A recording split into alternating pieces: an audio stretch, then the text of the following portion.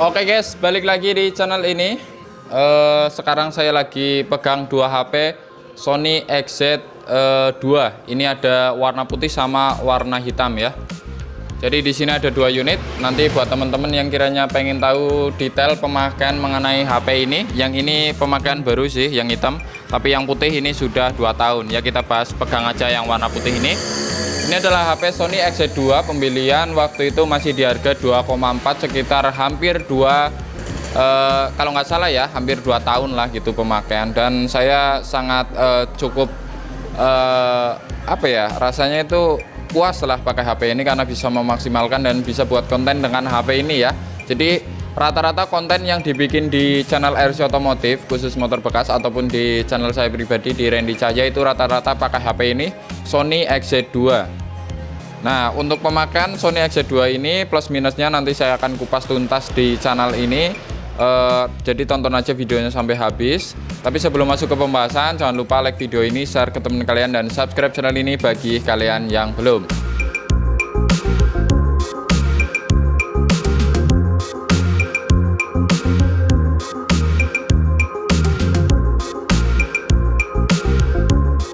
Nah, ini HP Sony XZ2 dibeli waktu itu pasarannya masih di 2,4 second, dan untuk yang saat ini itu masih di harga 1,7 ya. Jadi sudah turun jauh. Dan untuk spek singkatnya ini pakai Snapdragon 845 dengan GPU Adreno 630 ya. Untuk spek seperti itu untuk gaming sekarang masih oke. Masih bisa grafik HD bahkan HDR. Untuk frame rate-nya bisa sampai maksimal jika pakai settingan smooth ya, seperti di COD misalnya bisa smooth ekstrim ya. Untuk gaming masih oke, paling ya agak sedikit panas jika pakai settingan mentok rata kanan. Tapi buat teman-teman yang kiranya mau ngegame dengan HP ini ya, teman-teman harus kompromi ya. Misalkan mau dicas dengan power maksimal di 18 watt ini ya, teman-teman harus settingannya diturunin supaya HP tidak terlalu panas. Karena kalau kita lagi ngecas HP pasti itu akan tambah panas di HP-nya gitu ya. Jadi kompromi lah. Dan untuk desain bagian belakangnya ini melengkung. Jadi buat teman-teman yang kiranya tahu untuk kipas apa yang bisa dipasang di HP ini, silahkan tulis di kolom komentar. Nanti saya akan beli supaya ngegamenya bisa lebih stabil dan bisa pakai grafik mentok kanan gitu ya. Ya, kurang lebih seperti itu untuk performa gamingnya. Di sini untuk RAM-nya ya, untuk versi yang ini yang saya pakai ini RAM-nya 4 GB, ada juga versi yang 6 GB. Untuk internalnya di 64 GB dengan UFS 2.1. Untuk konfigurasi RAM dan internal seperti ini masih mirip-mirip dengan HP menengah saat ini di harga 3-5 jutaan. Untuk Androidnya ini kalau aslinya di 8 atau Oreo bisa di up sampai ke 10, dan ini juga sudah mentok ke 10. Kemudian untuk layarnya sendiri di sini menggunakan layar IPS LCD dengan resolusi 1080p x 2160 pixel, ukurannya 5,7 inci. Modelannya seperti ini, dan ini support HDR. Jadi buat teman-teman yang mau nonton video dengan HP seperti ini cocok sekali. Dan ini rasionya cuma di 18:9, jadi buat gaming itu oke banget. Dan oke karena masih ada sisi-sisinya, jadi lebih enak pas dipegang pada saat kita ngegame.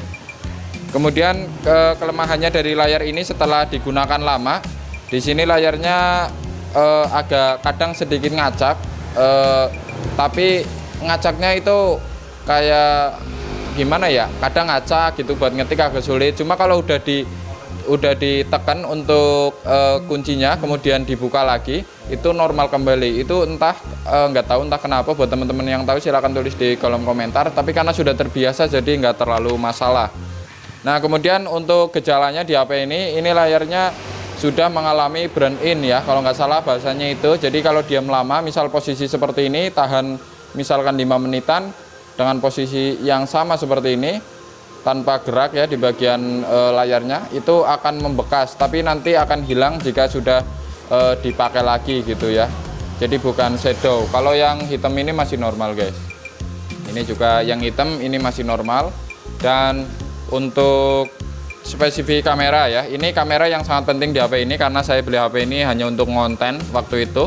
Karena kalau kita mau beli HP di harga 2 jutaan baru pasti kameranya itu enggak banget. Jadi kita pilihannya mantan flagship mantan flagship yang resmi keluar di Indonesia pun itu harganya masih mahal, seperti di Samsung ataupun Google Pixel ataupun yang lainnya itu masih mahal. Tapi kalau di HP Sony, HP limbah Jepang ini harganya sudah murah jika dibandingkan HP sekelasnya.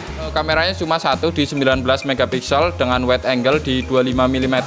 Kemudian support perekaman HDR. Kemudian untuk resolusinya mentok di 4K 30 fps dan ada juga settingan Full HD 30 ataupun 60 fps dan sudah ada stabilisasi videonya. Buat teman-teman yang kepo kira-kira untuk dimaksimalkan buat bikin konten seperti apa, silahkan cek di channel Randy Cahya ataupun di channel RC Otomotif.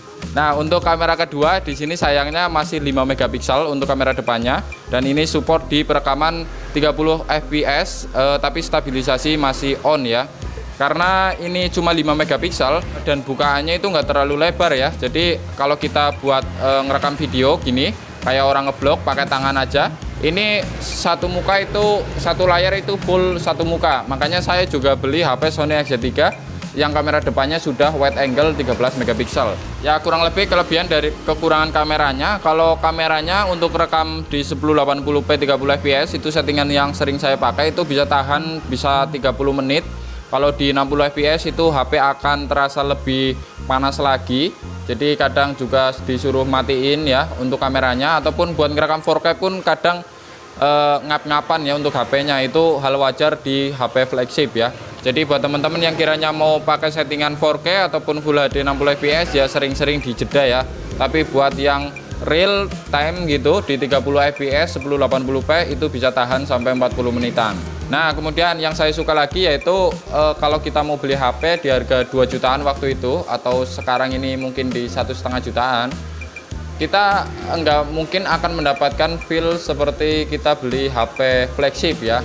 Jadi kita belinya ya mantan flagship. Seperti contohnya material depan belakang sudah menggunakan kaca Corning Gorilla Glass 5 yang akan yang kerasa lebih mewah saat dipegang serta lebih kokoh juga. Ini pernah jatuh di ukuran ya tinggi badan saya di satu telinga lah gini, dan itu nggak terlalu masalah karena juga framenya juga menggunakan frame aluminium.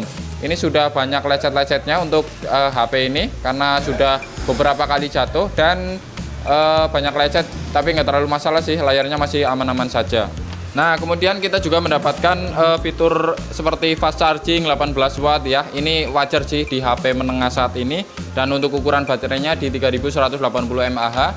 Ya anggap aja kalau kita pakai HP ini ya kayak pakai iPhone ya, jadi sering ngecas gitu. Asalkan pakai charging yang sesuai di 18 watt ya, HP ini oke-oke saja, cepet-cepet saja buat ngecas. Jadi saya kalau pakai HP ini harus bawa charging. Nah, kemudian teman-teman juga akan mendapatkan fitur flagship seperti wireless charging, kemudian stereo speaker ya. Stereo speaker ini kalau di Sony XZ2 ini menghadapnya ke depan, jadi oke banget kalau buat nonton. Cuma untuk bagian speakernya di sini untuk yang nggak rata ya, jadi untuk yang bawah itu lebih keras jika dibandingkan speaker yang bagian atas ini. Nah, kemudian untuk fitur lainnya ada NFC-nya juga, sensornya juga lengkap, ada fingerprint di bagian tengah seperti ini. Kemudian ada accelerometer, gyro, proximity, barometer, kompas, dan color spectrum. Itu lengkap sekali. Kemudian untuk USB-nya pakai USB tipe C, tapi ini beda ya. Kalau HP menengah saat ini di harga 3-5 jutaan, itu pakai USB tipe C versi rata-rata itu pakai versi 2.0, tapi kalau HP ini masih di versi 3.1 ya. Jadi ini oke banget kalau pakai HP ini. Nah, untuk HP ini emailnya aman-aman saja, sinyalnya nggak hilang karena sudah dipakai dari lama, hampir 2 tahun yang lalu ya. Nah, kalau teman-teman kiranya mau beli HP bekas ya, teman-teman seperti di Sony seperti ini harus diperhatikan lagi karena satu yang ini juga sinyalnya nggak nyala karena beli belum lama. Tapi ini bisa pakai smart friend only. Jadi buat teman-teman harus dipertimbangkan kalau beli HP ini, tanyakan sinyalnya. Kalau mau beli HP yang normal, kalau mau dijadiin HP utama ya teman-teman harus tanyakan.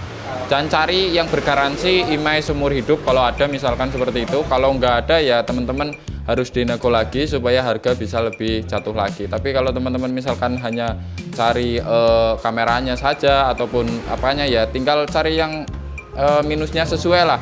Semakin banyak minus harusnya harga semakin rendah dan semakin jatuh gitu ya. Kurang lebih seperti itu pembahasan kita kali ini. Buat teman-teman yang kiranya punya Sony XZ2, silahkan tulis di kolom komentar dan subscribe channel ini bagi kalian yang belum untuk dapat update video terbaru dari channel ini. Sampai jumpa lagi di video selanjutnya. Bye bye bye bye bye.